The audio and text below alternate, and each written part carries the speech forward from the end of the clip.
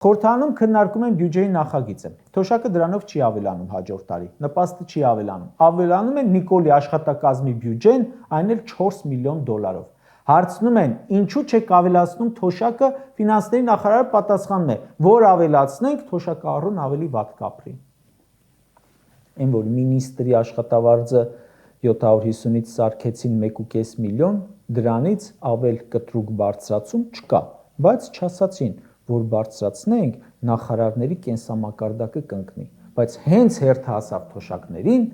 թոշակներն ավելացնելուն ասում են, չէ, չենք կարող կտրուկ բարձրացնել, կենսամակարդակը կընկնի։ Կտրուկ մի բարձրացրեք, մանր բարձրացրեք, 3 տարի է, որ ձեռք չեք տվել, ոչ մի դրամի, բայց կտրուկ թանկացումներ են, չէ եղել։ Ժորժ ջան, ասում են, թոշակները հաջորդ տարի չեն բարձրանա, նվազագույն աշխատավարձը չի բարձրանա, 2.5 միլիարդ դոլար բյուջեից կվճարվի Նիկոլի վերցրած արտաքին պարտքի սպասարկմանը, բայց ժողովրդի համար էլ նորություն կա։ Տոնածառը հոկտեմբերից ենք դնում, կարող են գալ, տակը թռվռալ։ Սոված փորին պարելը ավելի հեշտ է։